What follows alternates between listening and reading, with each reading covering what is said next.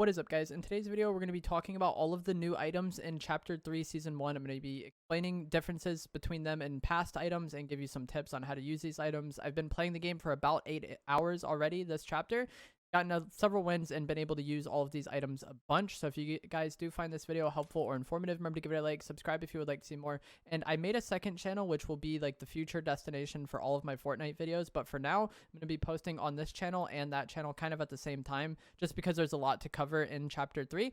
So make sure you subscribe to that channel. It will be the first link down in the description below. I'm going to have a lot of Fortnite content on that channel as well. So with Fortnite Chapter 3, there's a bunch of new items. Pretty much every weapon is new, and there's several new healing items as well. But past healing items are returning, like mini shields, big shields, chug splashes, and the spicy chili splashes you can still get from Llama, so don't worry about that too much. But all of the weapons are new. The weapons I'm going to talk about in this video are the only weapons in the game right now, aside from exotic weapons that you can get from certain vendors, which I will be making future videos on. For starters, we're going to talk about the two new assault rifles, the Ranger and the MK7.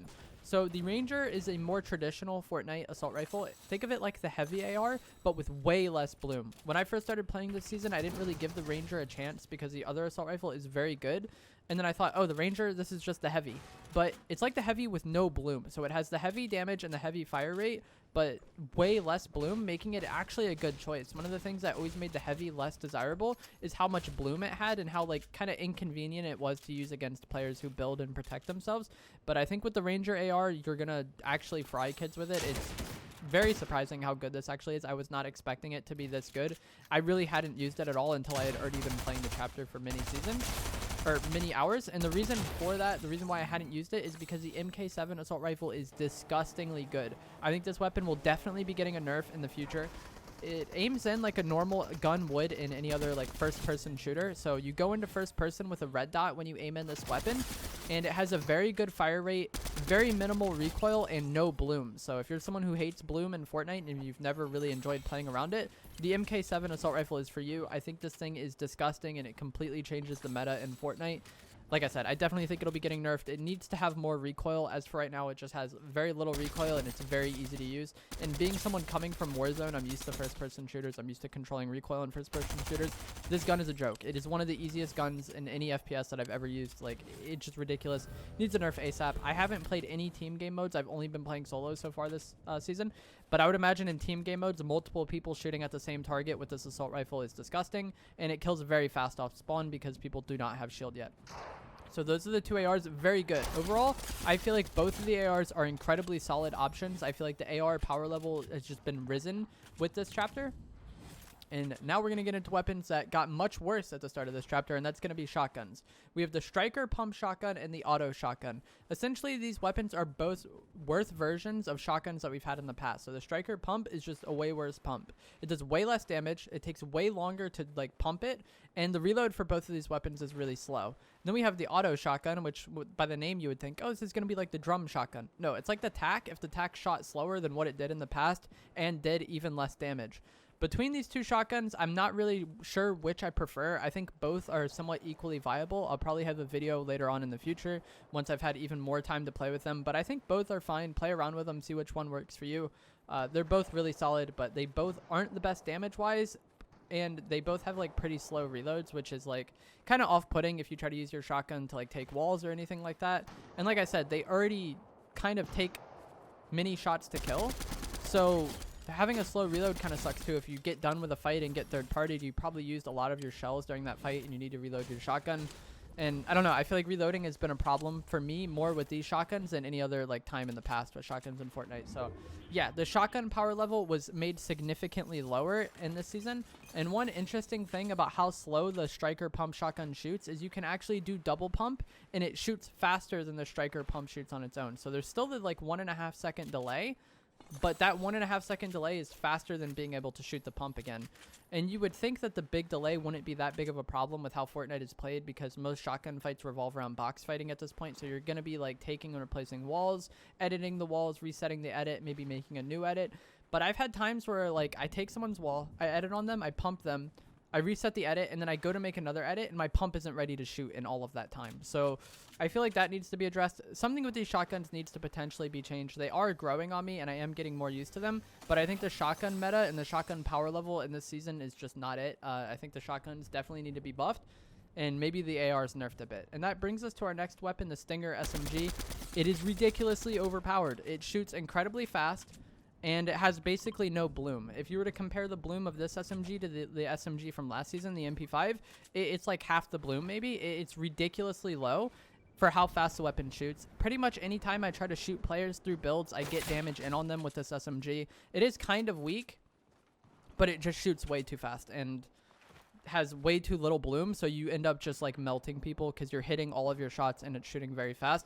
And with the shotguns being relatively weak, it makes this powerful SMG even more of a problem than it would be otherwise, because I've definitely had shotgun fights where I hit my shots with my tac, and someone just using an SMG only is able to out DPS me. And I've had the opposite of that happen as well, where I have an SMG and somebody else has a shotgun, and just I'm able to outright kill the shotgun player with my SMG, and they didn't really have a chance in the fight. So I think the power level of a lot of these weapons needs to be addressed. The weapons themselves are kind of fun to use, but like they're just the power levels in relation to one another just don't work. Fortnite has always been a shotgun dominant game, and maybe Epic was going for a change with this season, but I think that the shotgun is just too weak compared to the other weapons, and it just makes the game not as fun. Anytime Fortnite has a spray meta, the entire community doesn't like it, and I feel like that's where we're going with chapter 3, with how good the ARs are and how good the SMGs are and how bad the shotguns are. So I think something will be changing in the near future.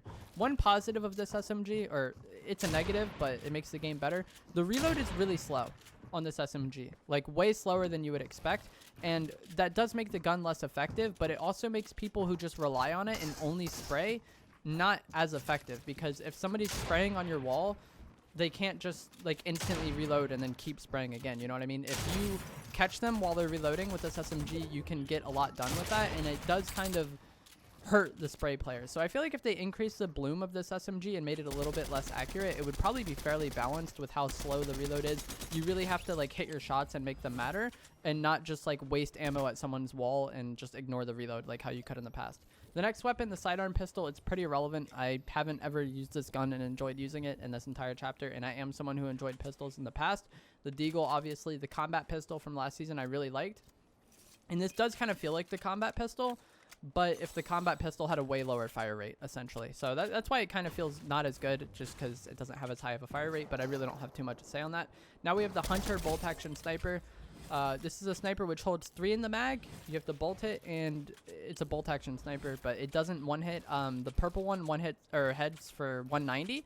So I think you need a gold one to guarantee a one hit. Obviously, people aren't always at 200 HP, so the 190, 170, whatever that some of these snipers do can get you the kill. But yeah, this doesn't guarantee a one hit like how bolts would in the past. I think you need a gold to get 200 damage, but I haven't been able to use a gold one. The best rarity I've had is purple. So that's the bolt action sniper. Pretty bland, but it's kind of weak in comparison to how bolts were in the past, and maybe that is the right choice.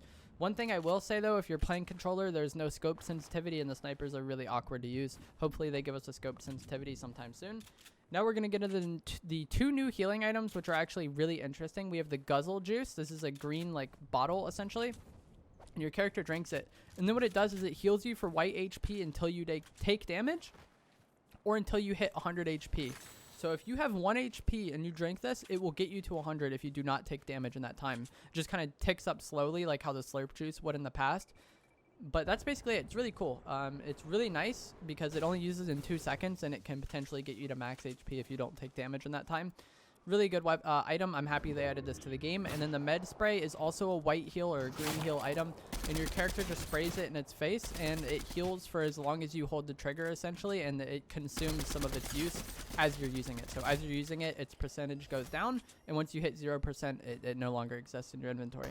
And you can move while using this, which is really nice because it's good for healing in the storm. If you ever find yourself really far from zone and you see one of these, it's definitely worth carrying because you could just flat out heal yourself while running, and you end up not getting that weak. It's also good in fights because if you have a little bit of time to heal, you can get a little bit of HP. Whereas if you're using something like bandages, mini shields, a med kit, if you don't complete the time, you get nothing. Whereas this gives you heals for as long as you're using it. It's a pretty cool item, and I'm happy they added it to the game.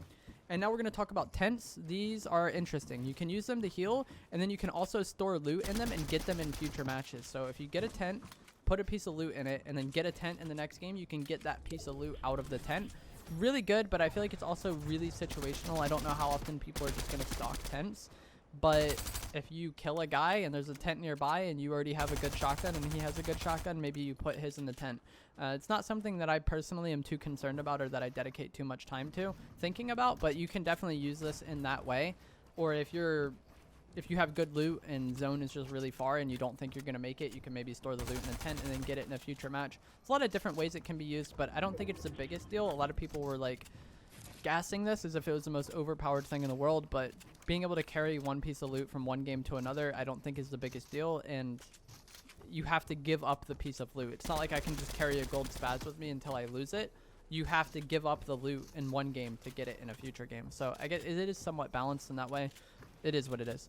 That's going to be it for this video. If you guys did enjoy this video, please remember to give it a like. Subscribe if you would like to see more. Like I said, my second channel will be linked down in the description below. I'm going to have lots of videos on this channel and that channel at the start of Chapter 3. And then later on down the line, I'm going to be using that one solely for videos. So make sure you subscribe to that channel if you would like to see my Fortnite videos.